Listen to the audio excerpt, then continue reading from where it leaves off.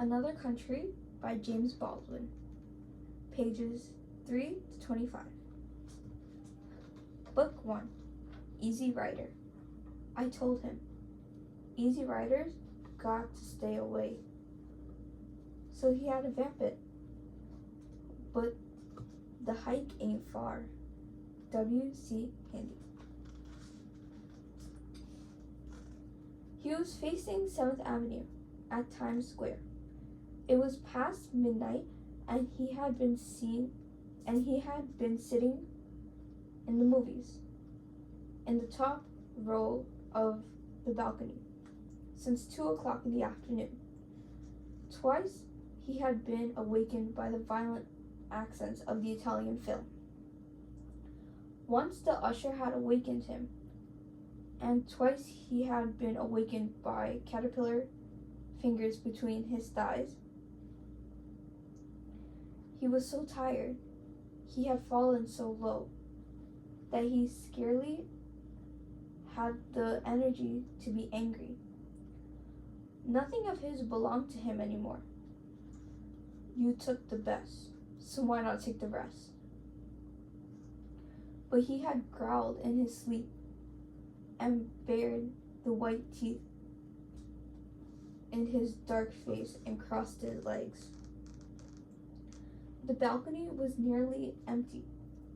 The Italian film was approaching a climax. He stumbled down the endless stairs into the street. He was hungry. His mouth felt filthy. He realized too late as he passed through the doors that he wanted to urinate. And he was broke, and he had nowhere to go.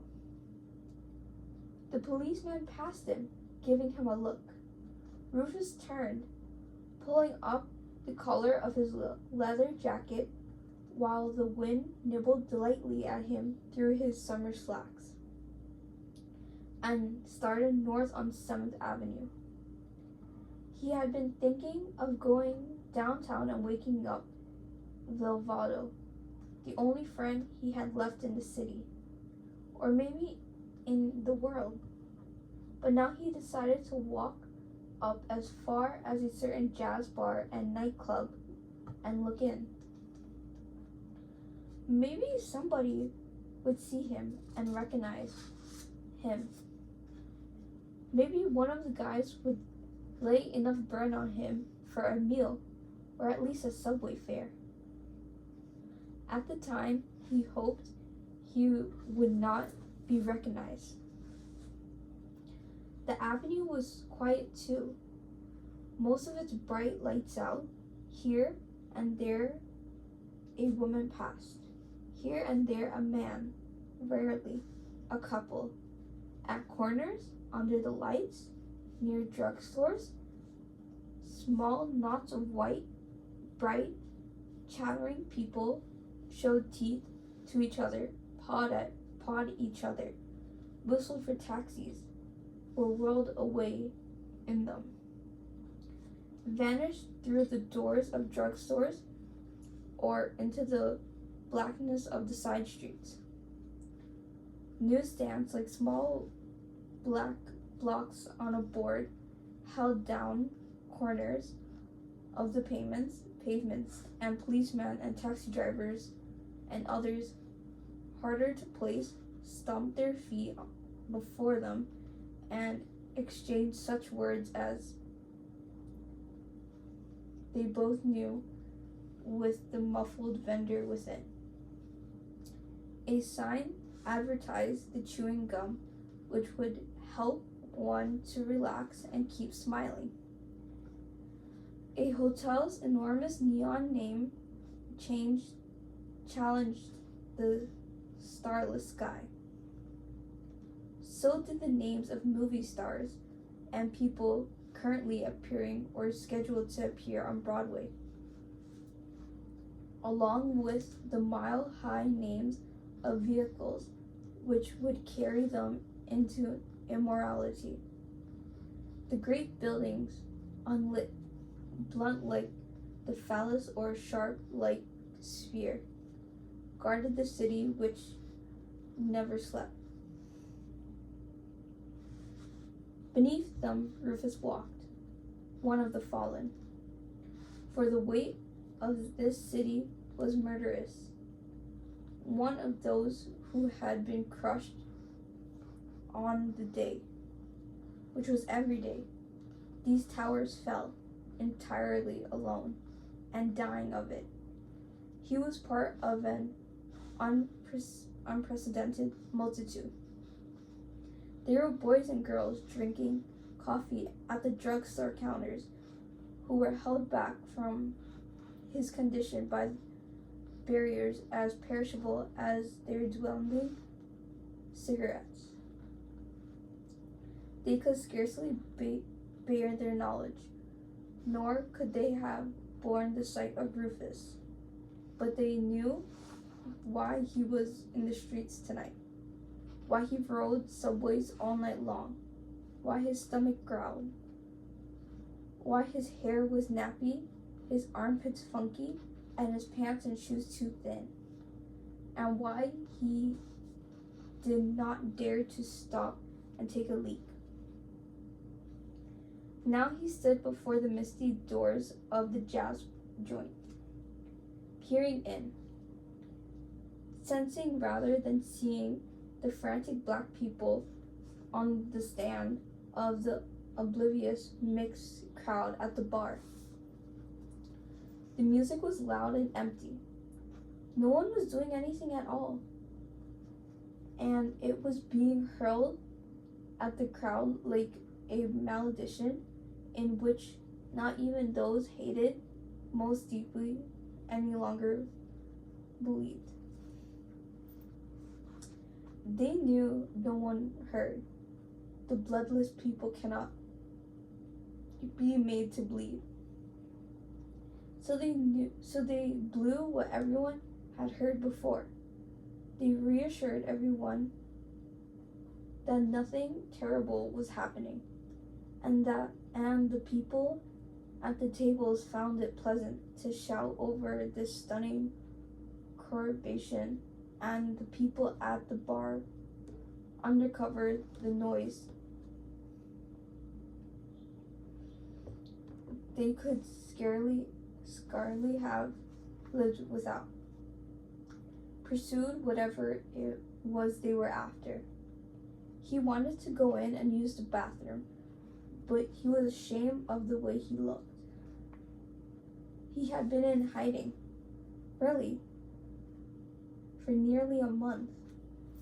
He saw himself now, in his mind's eye, shambling through the crowd to the bathroom and crawling out again while everyone watched him with pitying or scornful or mocking eyes. Or someone would be certain to whisper, "Isn't that Rufus Scott?" Someone would look at him with horror, then turn back to his business with a long drawn-out pitying, "Man."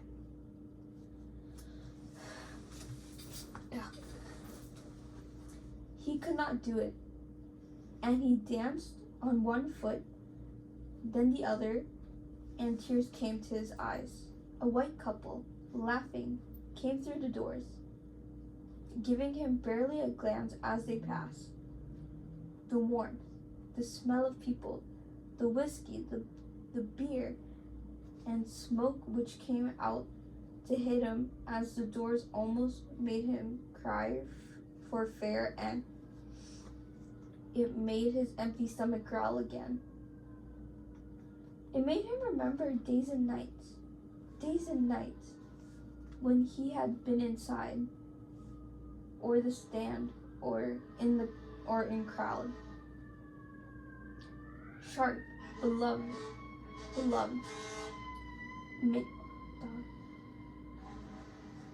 making it with any chick he wanted, making it to parties and getting high and getting drunk and fooling around with the musicians, who were his friends, who respected him.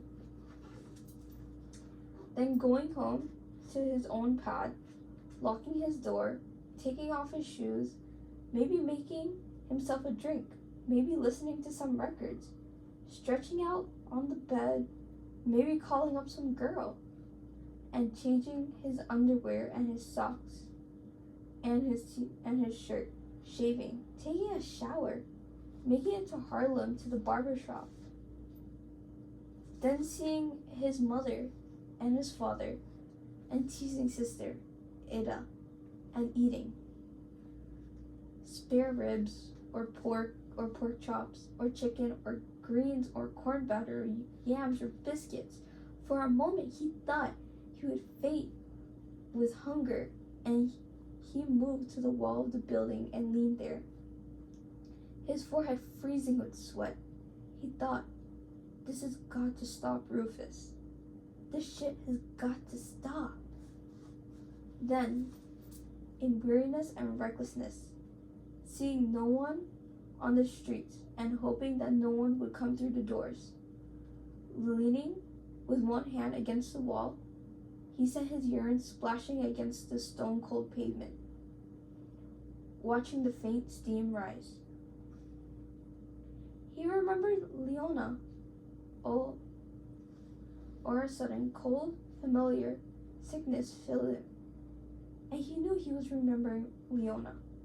He began to walk, very slow, away from the music, with his hands in his pockets and his head down. He no longer felt cold.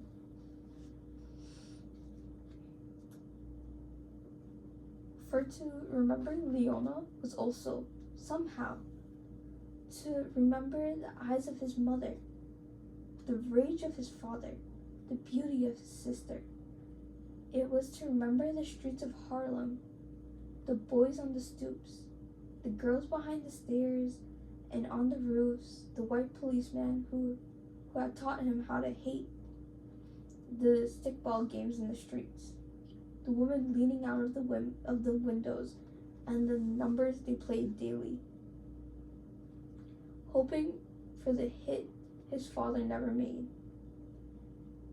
It was to remember the jukebox, the teasing, the dancing, the hard-on, the gang fights, the gang bangs, his first set of drums, bought him by his father, his first taste of marijuana, his first snort of horse. Yes, and the boys too far out, jackknifed on the stoops, the boy dead from an overdose on the rooftop in the snow. It was to remember the beat. Chat, I'm not saying that. A N-word said to his father. Lives his whole life. Lives and dies according to a beat. Shit. He humps to that beat, and the baby he throws up in there, well, he jumps to it, and he comes out 9 months later, like a goddamn tambourine. The beat. Hands, feet, tambourines, drums, pianos, laughter, curses, razor blades. The man stiffening with a laugh and a growl and a purr, and the woman moistening and softening with a whisper and a sigh and a cry. The beat in Harlem. In the summertime, one could almost see it, shaking above pavements and the roof. And he had fled, so he had thought, from a beat of Harlem, which was simply the beat of his own heart, into a boot camp in the South, and onto the pounding sea. Onto the pounding sea.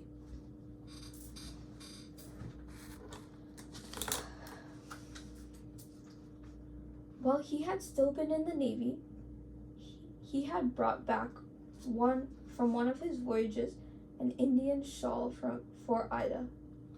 He had picked it up someplace in England. On the day that he gave it to her and she tried it on, Something shook him which never had been touched before.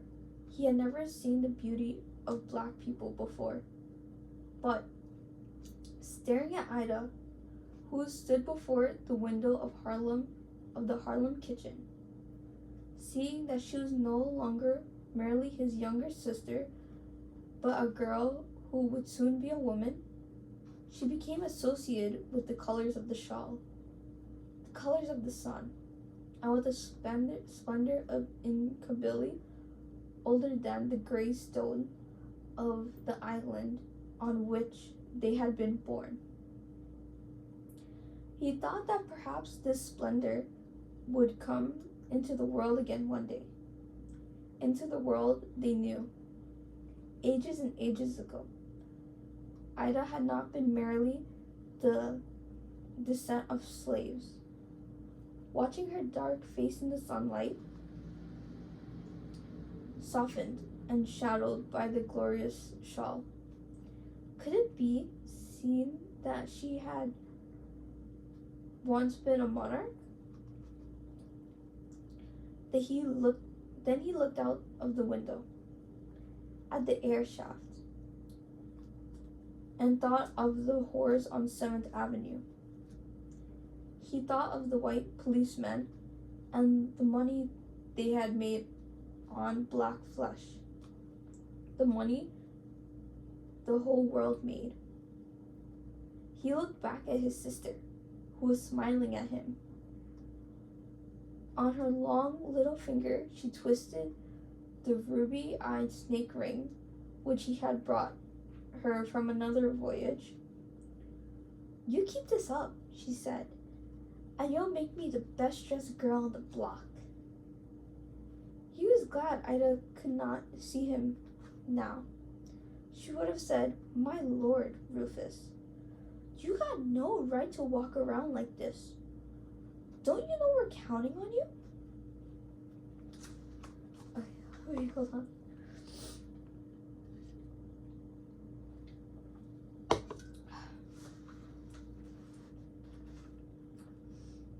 "7 months ago, a lifetime ago, he had been playing a gig in one of the new Harlem spots, owned and operated by a Negro.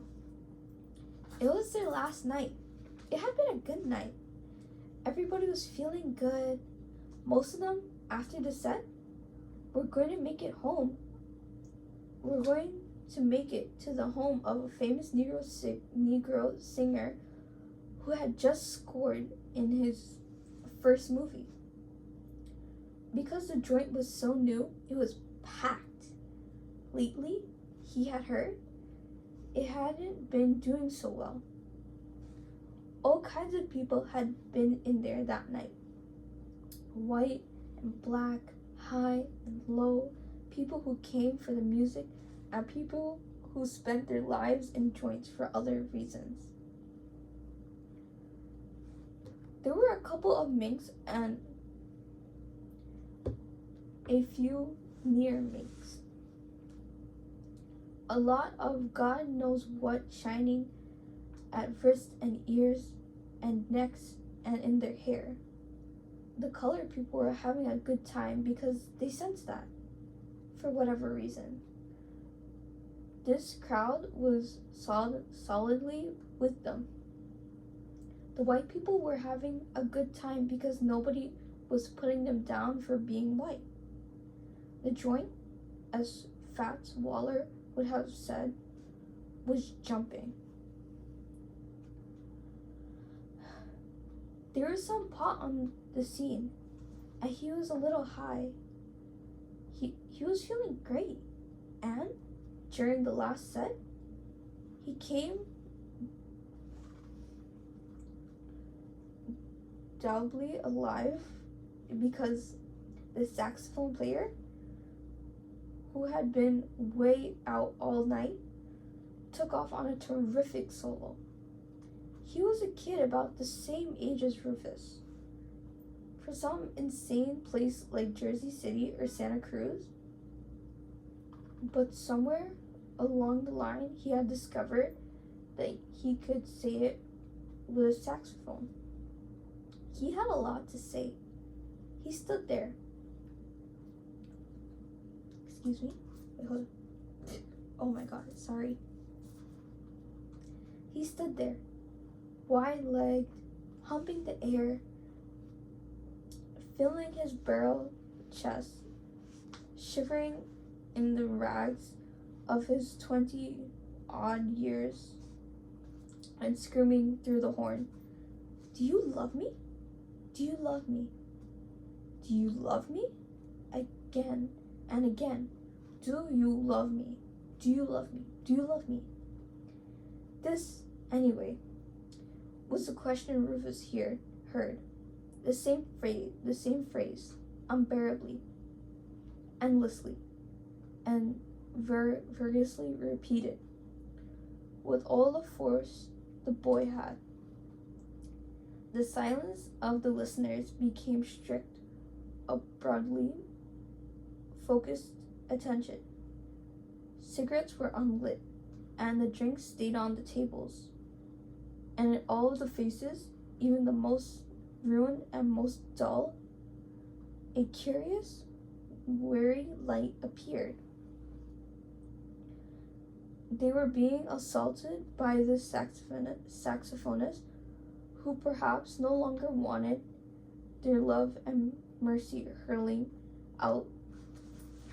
his outrage at them with the same contemptuous, pagan pride with which he humped the air. And yet the question was terrible and real.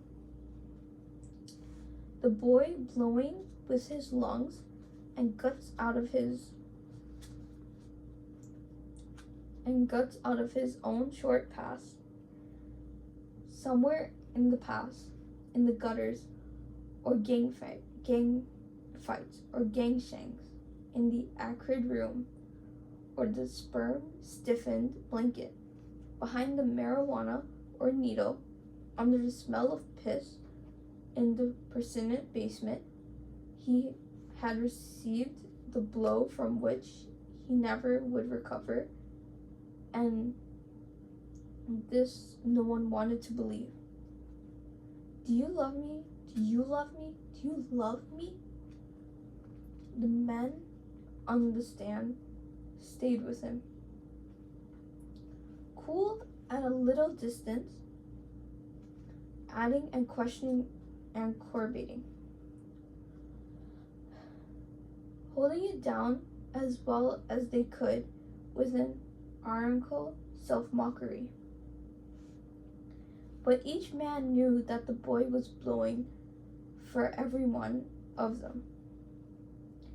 Even when the set ended, they were all soaking. Rufus smelled his odor and the odor of the men around him. And, "Well, that's it," said the bass man. The crowd was yelling for more, but they did it in their theme song, and the lights came on. He had played the last set of his last gig.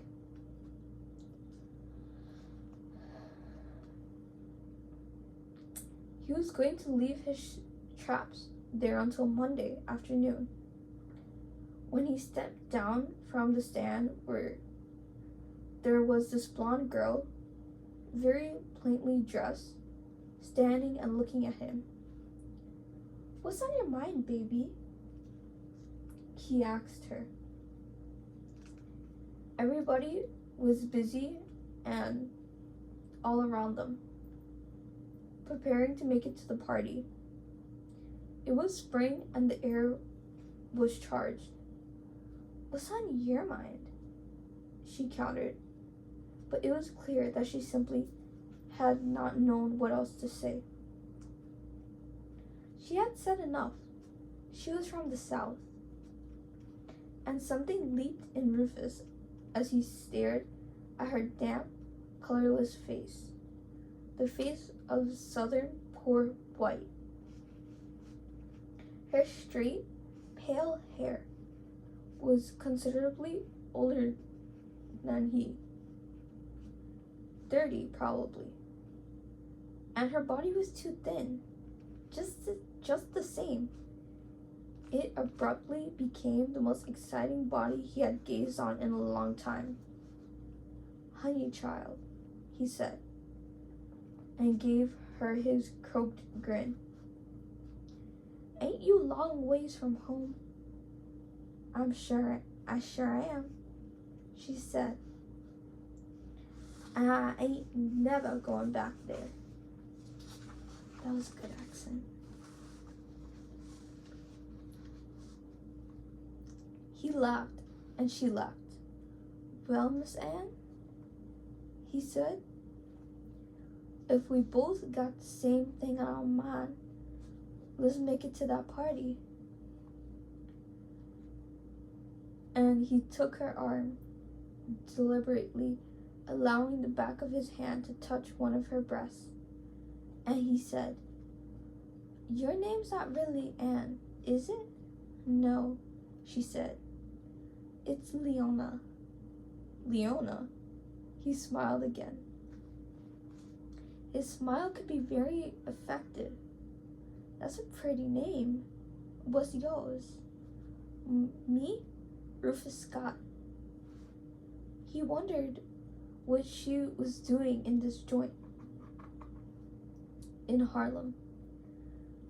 She didn't seem at all the type to be interested in jazz, still less than she seemed to be in the habit of going to strange bars alone. She carried a light spring coat. Her long hair was simply brushed back, held with some pins.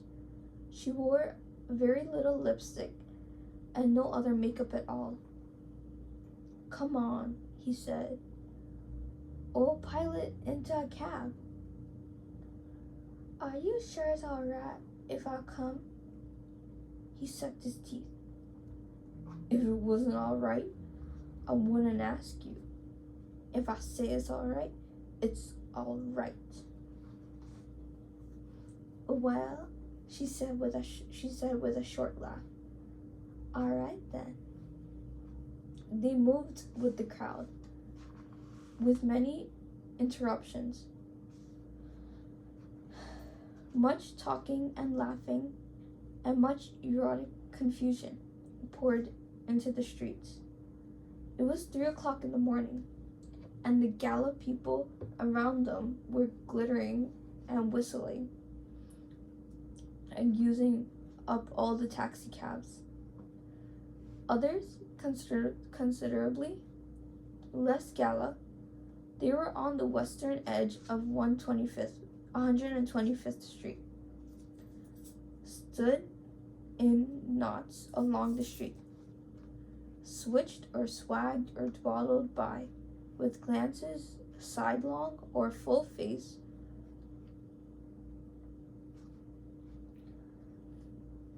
which were more calculating than curious.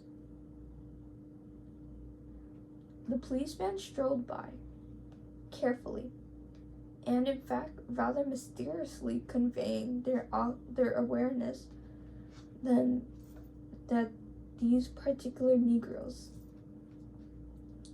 though they were out so late and mostly drunk, they were not to be treated in the usual fashion. Neither were the white people with them. But Rufus suddenly realized that Leona would soon be the only white person left.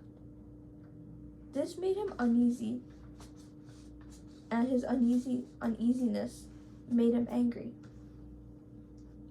Leona spotted an empty cab and hailed it. The taxi driver, who was white, seemed to have no hesitation in stopping for them, nor, once having stopped, did he seem to have any regrets. "You gonna work tomorrow?" he asked Leonora. Now that they were alone together, he felt a little shy. "No," she said. "Tomorrow's Sunday." "That's right." He felt very pleased and free. He had planned to visit his family, but he thought of what a ball it would be to spend the day in bed with Leona. He glanced over at her, noting that though she was tiny, she seemed very well put together.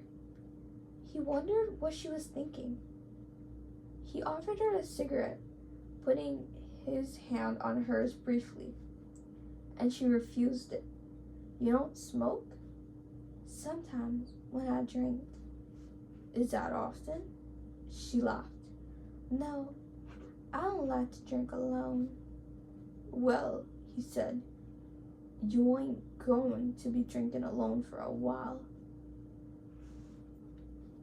She said nothing, but she seemed, in the darkness, to tense and blush. She looked out the window on her side. "I'm glad I ain't got to worry about getting you home." Oh, wait. Sorry. That's him. I'm glad I'm glad I ain't got to worry none about getting you home early tonight. You ain't got to worry about that nohow. I'm a big girl." "Honey," he said, "you ain't no bigger than a minute." She sighed. "Sometimes a minute could be a mighty powerful thing." He decided against asking what she meant by this. He said, giving her a significant look, "That's true." But she did not seem to take his meaning. They were on Riverside Drive, nearing their destination. To the left of them, pale, unlovingly lights emphasized the blackness of Jersey Shore. He leaned back, leaning a little against Leona,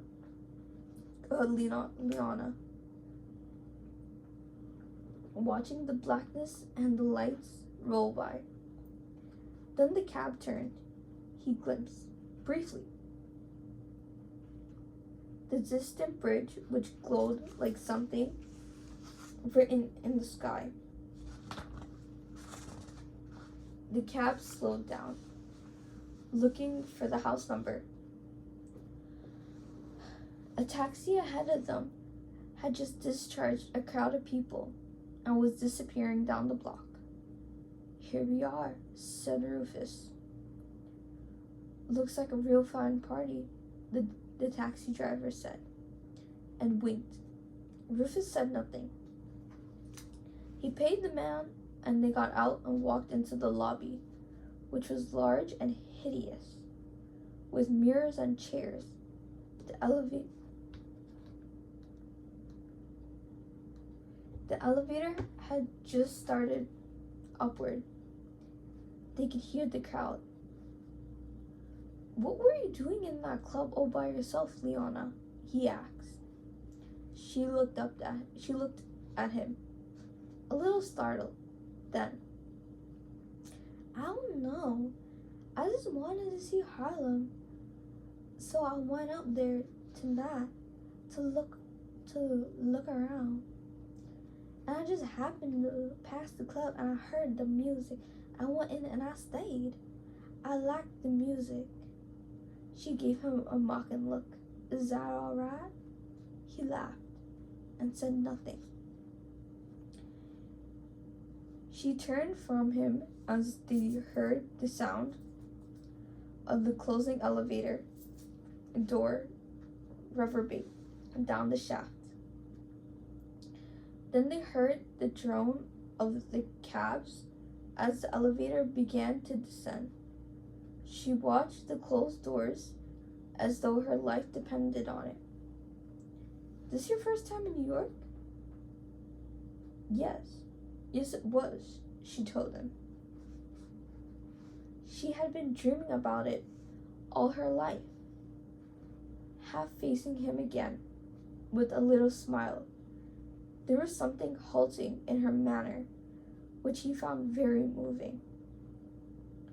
She was like a wild animal who didn't know whether to come to the outstretched hand or to flee, and kept making startled little rushes, first in one direction, then the other. "I was born here," he said, watching her. "I know," she said. So it can't seem as wonderful to you as it does to me." He laughed again. He remembered, suddenly, his days in boot camp in the South, and felt again the shoe of a white officer against his mouth. He was in his white uniform, on the ground, against the red, dusty clay. Some of his colored buddies were holding him, were shouting in his ear, helping him rise. Hold on, I need like a sip.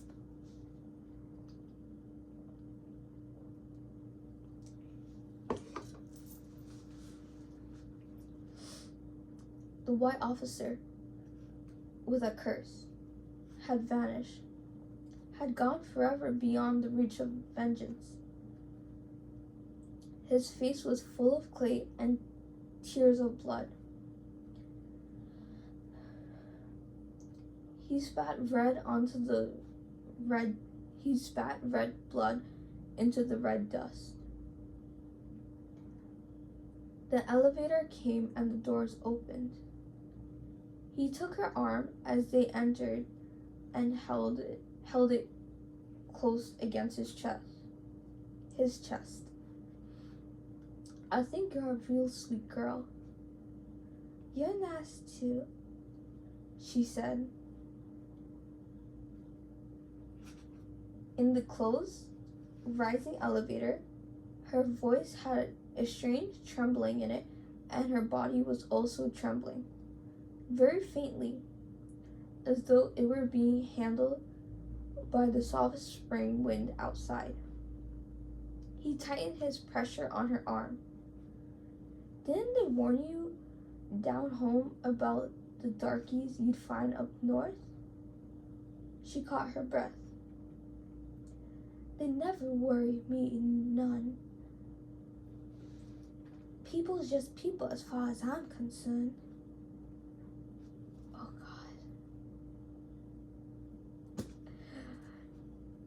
"And pussy is just pussy as far as I'm concerned," he thought. Dog be so for real. I'm sorry. He thought. But he was grateful, just the same, for her tone. It gave him an instant to locate himself, for he, too, was trembling slightly. "What made you come north?" he asked. He wondered if he should proposition to her or wait for her to proposition to him. He couldn't beg.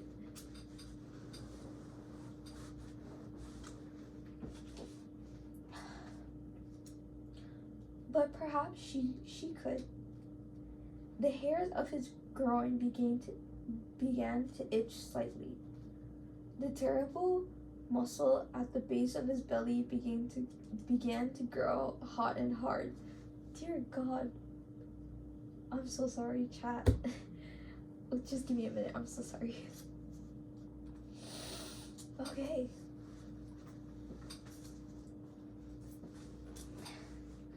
The elevator came to a halt. The doors opened, and they walked a long corridor toward a half-open door. She said, "I guess I couldn't take it down there anymore. I was married, but then I broke up with my husband, and they took my kid. They took away my kid. They wouldn't even let me see him.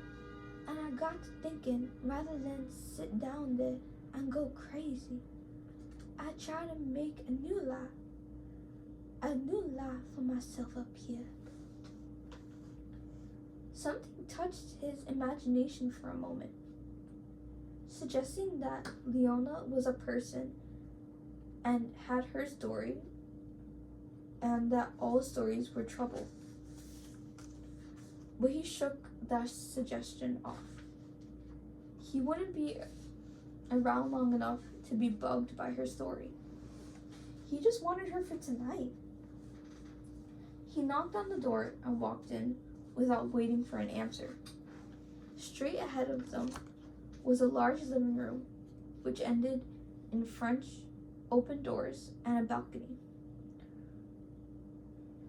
More than 100 people milled out, some in an evening dress, some in slacks and sweaters. High above their heads hung an enormous silver ball, which reflected unexpected parts of the room and managed its own unloving comment in the people in it.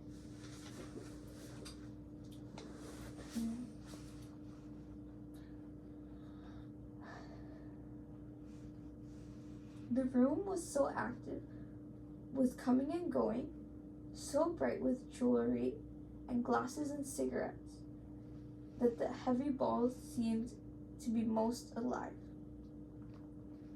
His host, whom he did not really know well, was nowhere in sight. To the right of them were 3 rooms, the first of which was piled high with wraps and overcoats. The horn of Charlie Parker. The coming of the hippie dominated all the voices in the room. Put down the coat. Put your coat down, he told Leona. And I'll try to find out if I know anybody in this joint. Oh, she said. I'm sure you know them all. Go on now, he said, smiling, pushing her gently into the room. Do like I tell you. While she was putting away her coat and powdering her nose, probably, he remembered that he had promised to call Vivalado.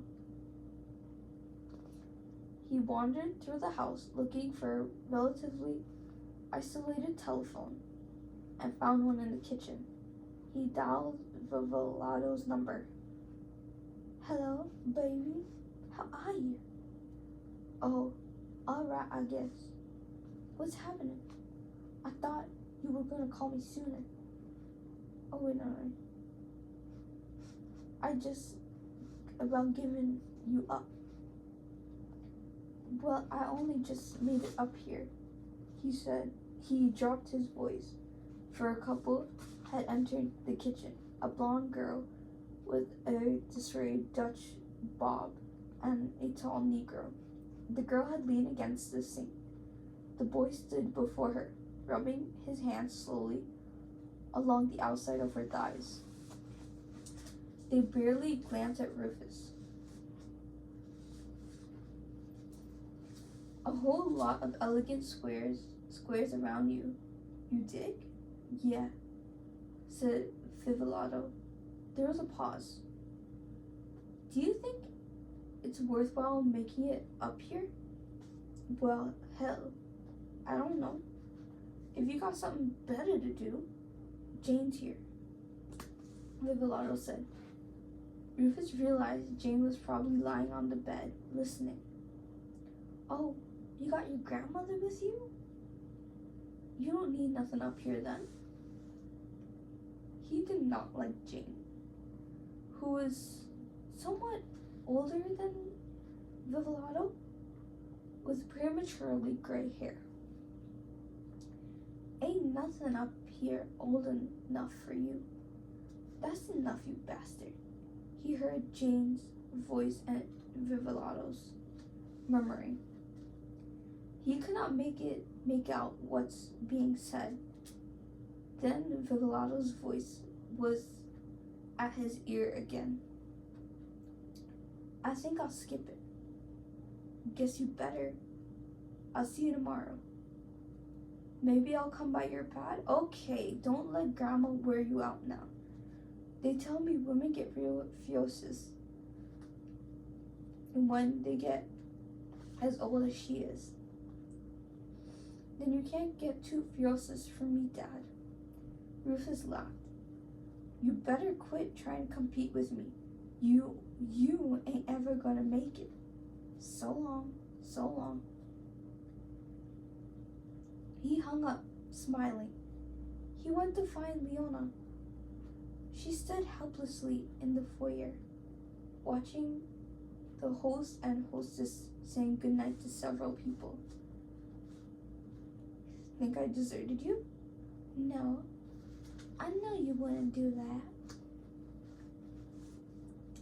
He smiled at her, touching her on the chin with his fist. The host turned away from the door and came over to them. You kids go on inside and get yourselves a drink, he said. Go on and get with it. He was a big, handsome, expensive man, older and more ruthless than he looked,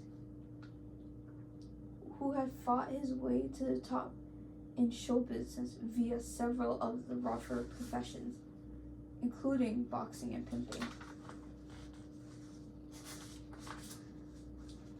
He owned his present eminence more to his vitality and his looks than he did to his voice, and he knew it.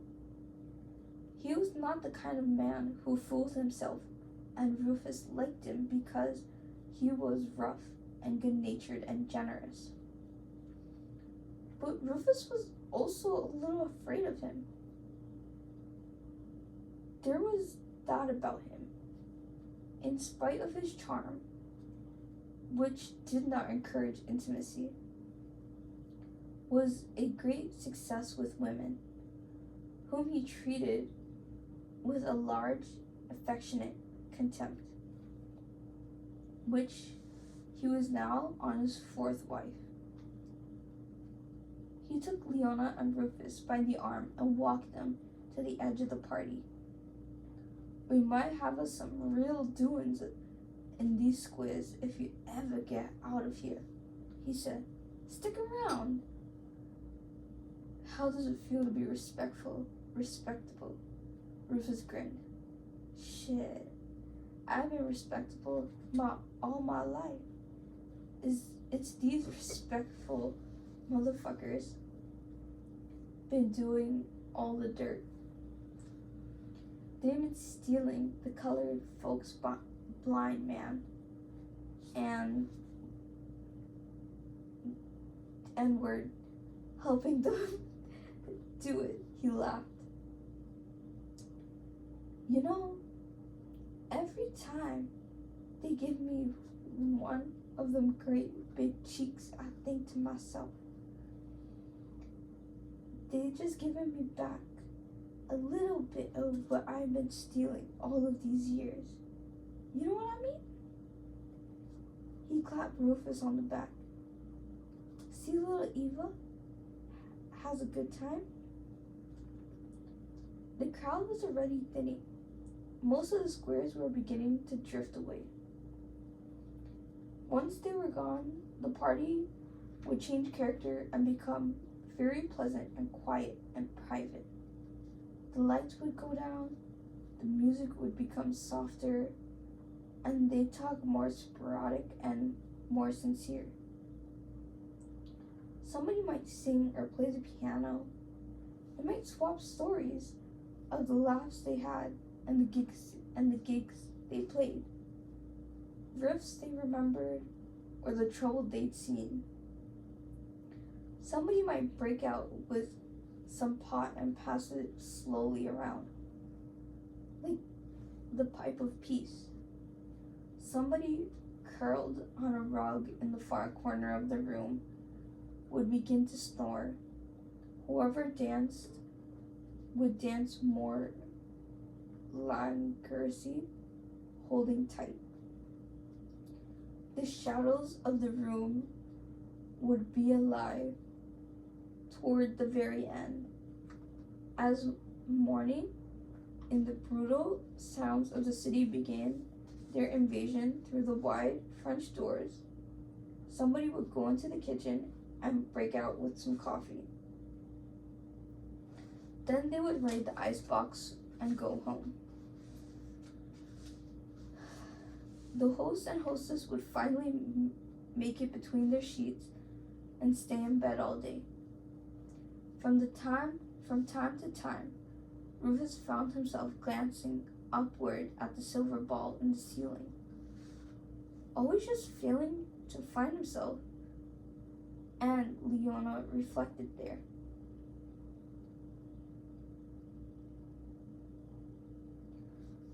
"Let's go out to the balcony," he said to her. She held out her glass. "Freshen my drink first?" Her eyes were now very bright and mischievous, and she looked like a little girl.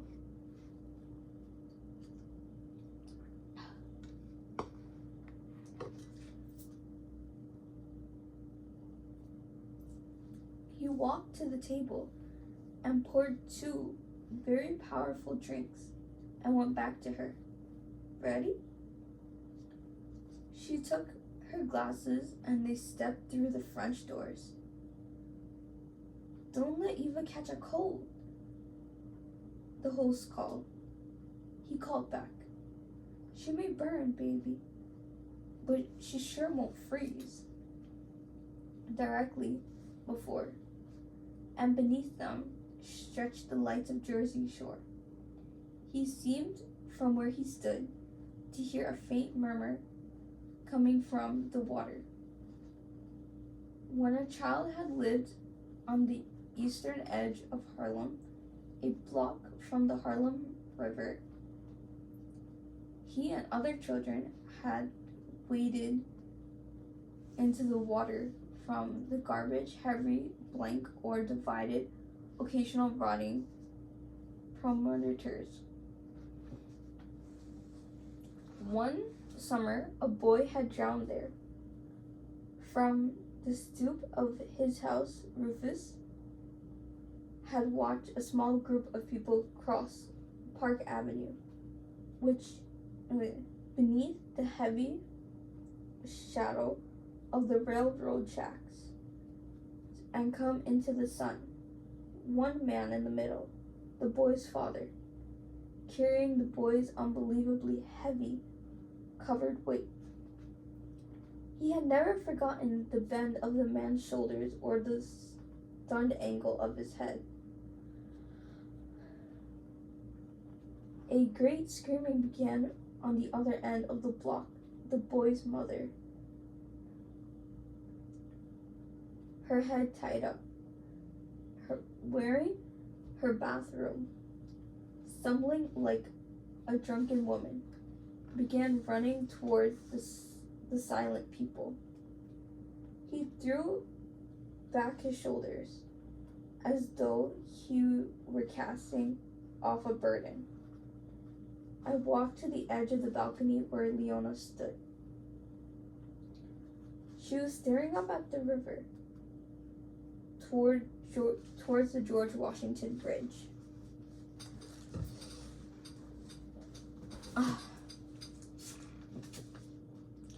"It's real beautiful," she said. "It's just so beautiful."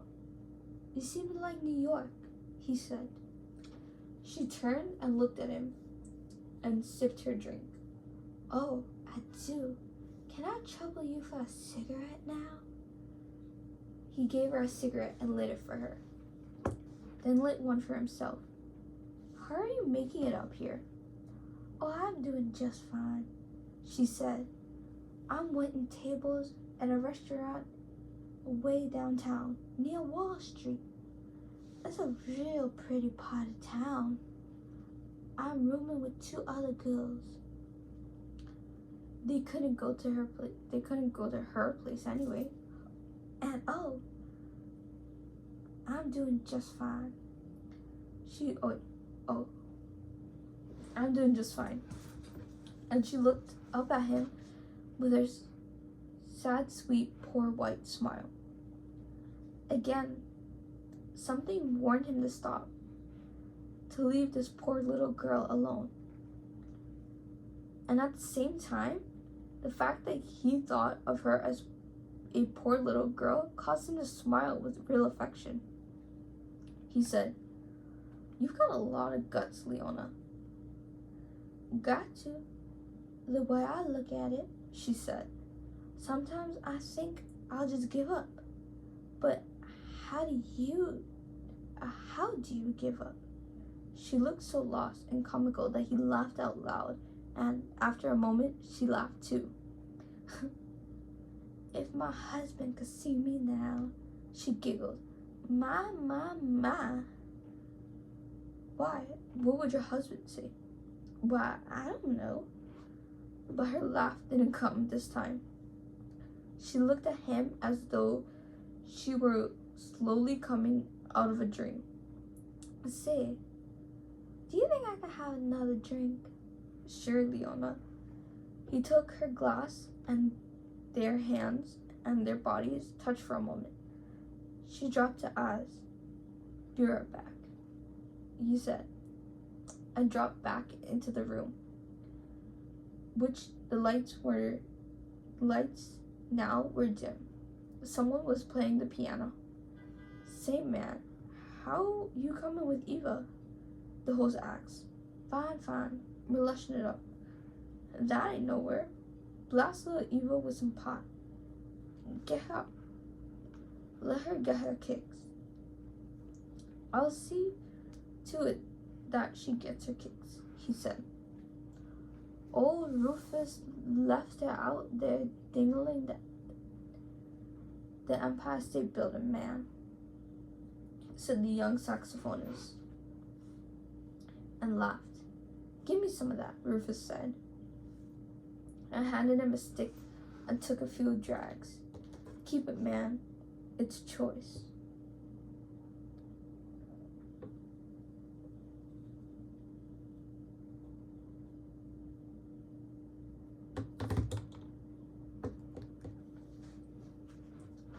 He made a couple of drinks and stood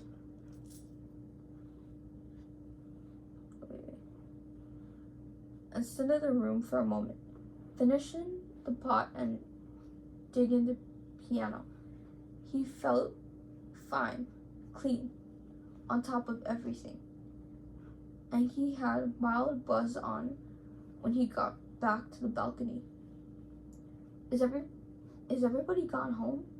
she asked, anxiously. "It's so quiet in there." "No," he said. "They're just sitting around." She seemed prettier suddenly, and softer, and the river of lights fell behind her like a curtain. This curtain seemed to move as she moved, heavy and priceless and dazzling. "I didn't know," he said, "that you were a princess." He gave her the drink. He gave her drink. Dog, that's not English. And their hands touched again. I know you must be drunk," she said happily. Now, over her drink, her eyes unmistakably called him.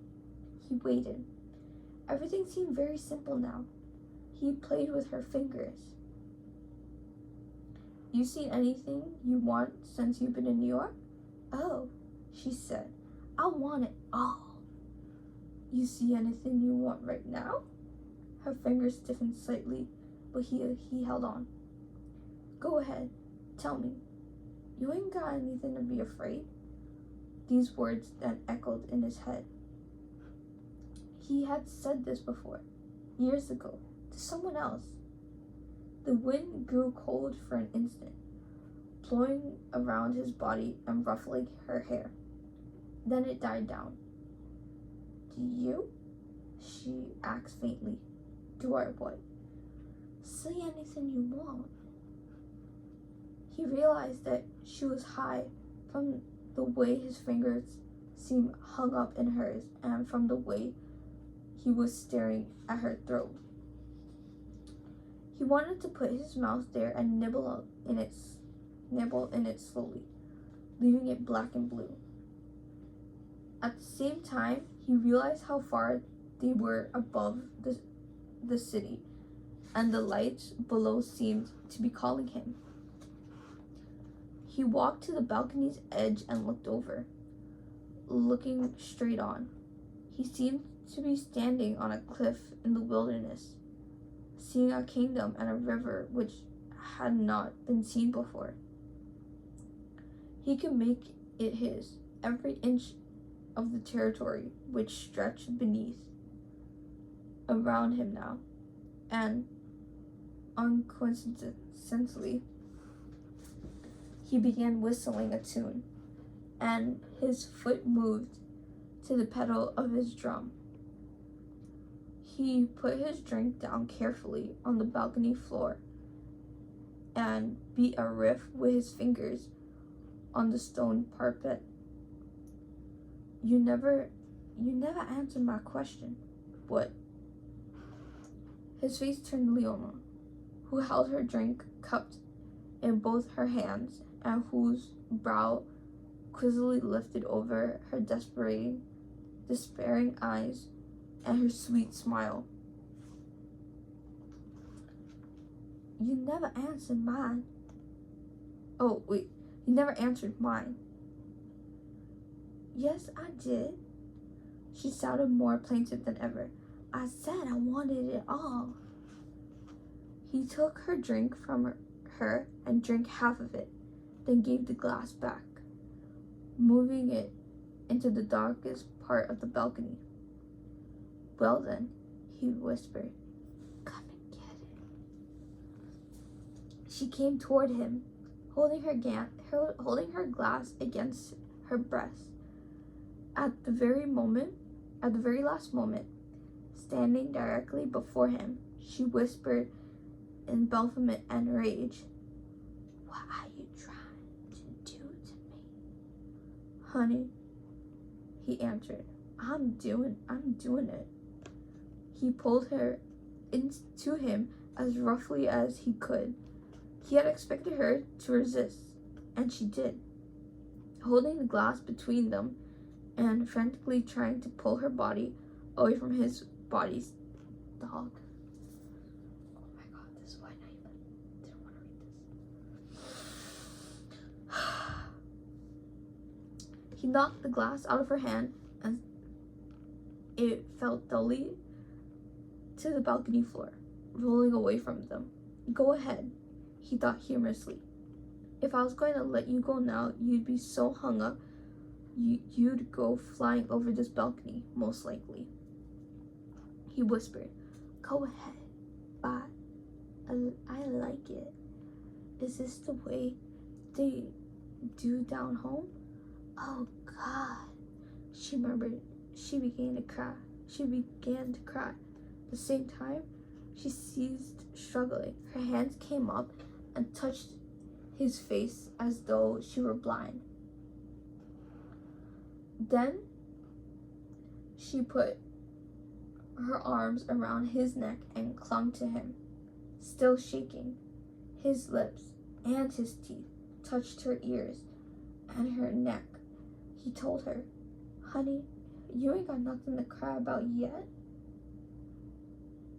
That's all in Southern. Apologies. Yes, he was high. Everything he did, he watched himself doing. He began to feel tenderness for Leona, which he had not expected to feel. He tried, with himself, to make amends for what he was doing to her. Everything seemed to take a very long time. He got hung up on her breast, standing out like mounds of yellow cream, and the tough, brown, tasty nipples, playing and nuzzling and nibbling while she moaned and whimpered and her knees sagged. He gently lowered them to the floor, pulling her on top of him. He held her tightly at the hip and the shoulder. Part of him was worried about the host and hostess and the other people in the room, but another part of him could not stop the crazy thing which had begun.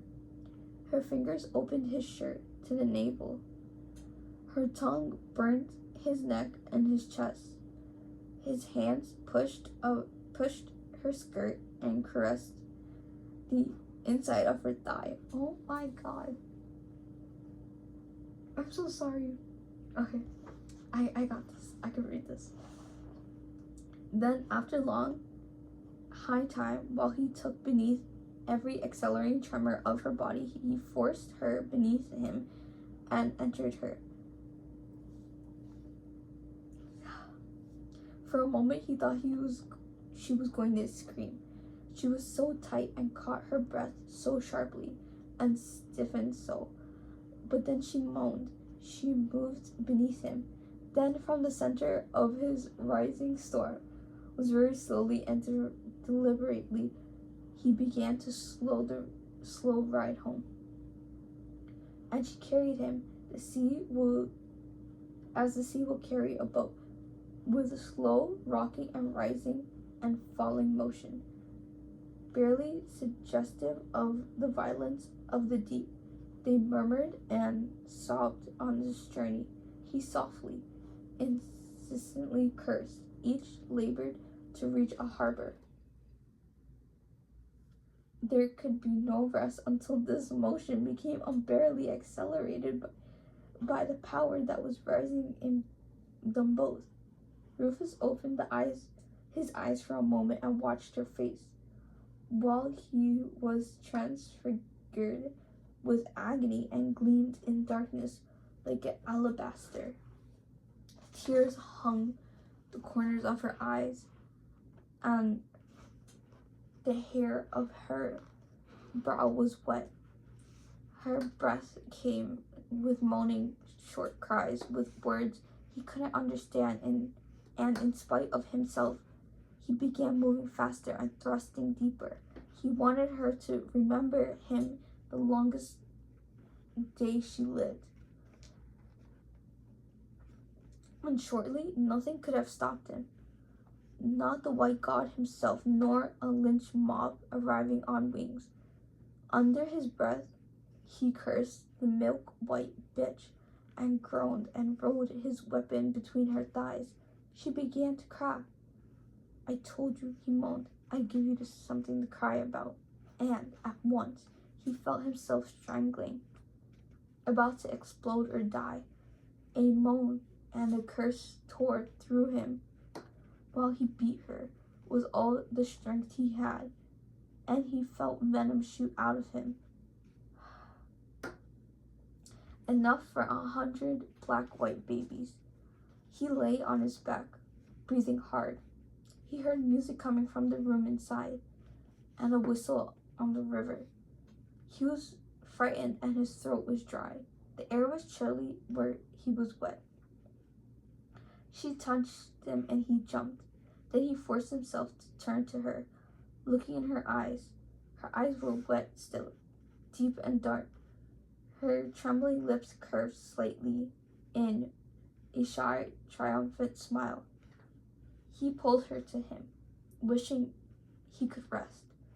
He hoped she would say nothing, but it was so wonderful, she said, and kissed him. And these words, though they caused him to feel no tenderness, did not take away his dull. Mysterious dread began to call desire back again. He sat up. You're a funny little cracker. You're a funny little cracker, he said. He watched her.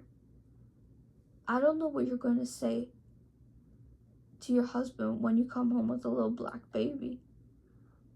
I ain't gonna be having no more babies, she said. You ain't got to worry about that. She said nothing more, but she had much more to say. He'd beat that out of me too, she said finally.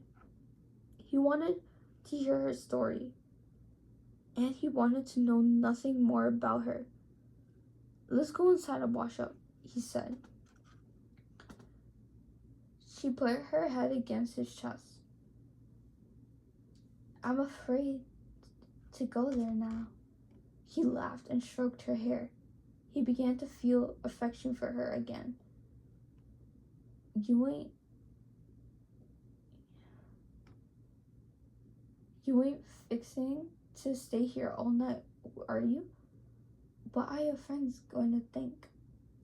What are your friends going to think? Well, one thing, Leona. They ain't going to call the law. He kissed her. They ain't going to think nothing, honey. You coming with me? Sure, I'm coming with you. He held her away from him. All you gotta do is sort of straighten your clothes. He stroked her body, looking into her eyes. I sort of run your hand through your hair like this. And he brushed her hair back from her forehead. She watched him. He heard himself ask, "Do you like me?" She swallowed, watching the vein in her neck throb. He watched the vein in her neck throb. She seemed fragile. "Yes," she said. She looked down. "Rufus," she said, "I really do like you. Please don't hurt me." "Why should I want to hurt you, Leona?" He stroked her neck with one hand, looking at her gravely. "What makes you think I want to hurt you? I want to hurt you." "People do," she said finally. "Hurt each other. Is somebody been hurting you, Leona?" She was silent, her face leaning into his palm. "My husband," she said faintly. "I thought he loved me, but he didn't. Oh, he was rough. I didn't think he was mean. And he couldn't have loved me because he took away my kid. He's off in some place where I can't even see him." She looked up at Rufus with her eyes full of tears. "He said I wasn't fit. I wasn't a fit mother because I drank too much. I did drink too much.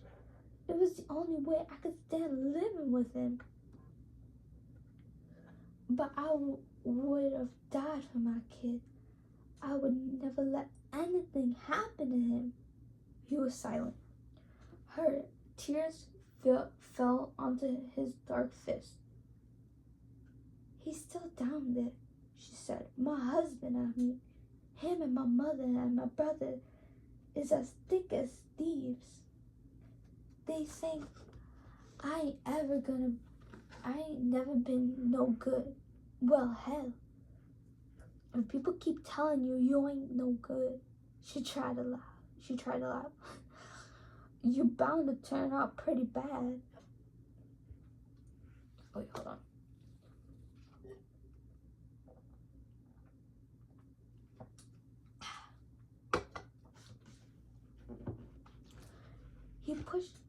He pushed out of his mind of all the questions he wanted to ask her. It was beginning to be chilly on the balcony. He was hungry, and he wanted to drink, and he wanted to get home to bed. "Well," he said, "at least I ain't going to be hurt. I ain't going to hurt you." He rose, walking to the edge of the balcony. His shorts were on like rope between his legs. He pulled them up and felt like he was glued inside them. He zipped up his fly, holding his legs wide apart. The sky had fallen down to purple. The stars were gone, and the lights on the Jersey shore were out. A coal barge traveled slowly down the river. How do I look?" she asked him. "Fine," he said. She did. She looked like a tired child. "If you want to come down to my place?" "If you want me to," she said. "Well, yes, that's what I want." He wondered why he was holding on to her. Fibulato came by late next afternoon to find Rufus still in bed with Leona in the kitchen making breakfast. It was Leona who opened the door, and Rufus watched with delight the slow shock on Fibulato's face as He looked from Leona, muffled into Rufus' bathrobe, to Rufus, sitting up in bed, naked except for the blankets. Let the liberal white bastard squirm, he thought. Hi, baby, he called. Come in. You came just in time for breakfast. I've had my breakfast, Vivalado said. But you people aren't even decent yet. I'll come back later. Shit, man, come on in. That's Leona. Leona, this here is a friend of mine, Vivalado, for short. His real name is Daniel Vivalado Moore. He's an Irish wop. Rufus is just full of prejudice against everybody, said Leona. Oh, wait, against everybody. And smiled. Come on in. Vivalado closed the door behind him awkwardly and sat down on the edge of the bed. Whenever he was uncomfortable, which was often, his arms and legs seemed to stretch to monstrous positions, and he handled them with bewildered loathing, as though he had been afflicted with them only a few moments before. I hope you can eat something, Leona said. There's plenty, and it'll be ready in just a second. I'll have a cup of coffee with you, Vivalado said, unless you happen to have some beer. He looked over at Rufus. I guess it was quite a party, Rufus grinned. Not bad, not bad. Not bad, not bad. Leona opened some beer and poured it into a tumbler and brought it to Vivalado. He took it, looking up at her with his quick gypsy smile, and spilled some on one foot. You want some, Rufus? No, honey, not yet. I'll eat first. Leona walked back into the kitchen. Ain't she a splendid specimen of the southern womanhood? Rufus asked. Down yonder, they teach women folks to serve. From the kitchen, Leona's laughed. They sure don't teach us nothing else, honey. As long as you know how to make a man as happy as you're making me, you don't need to know nothing else. Rufus and Vivalado looked at each other for a moment. Then Vivalado grinned. How about it, Rufus?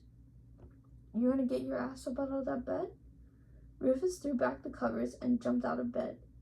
He raised his arms high and yawned with a stretch. You're giving me quite a show this afternoon, Vivalado said, and threw him a pair of shorts. Rufus put on the shorts and an old pair of gray slacks and faded green sport shirt. You should have made it to that party, he said. After all, there was some pot on the scene that wouldn't wait. Well, I had my troubles last night. You and Jane, as usual. That is it. That's all the way up to page 25.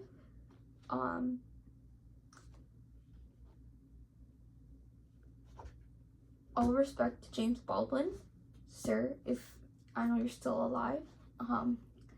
I am just reading your book. I am not trying to get any credit any way, shape, or form. I'm just trying to fix my English and try to talk better. And I hope y'all have a good rest of your day. Make sure to like, comment, and subscribe. And I'll see you from after page 25. I think from page 25 to 40. But I'll see you in the next video. Have a slaytastic day.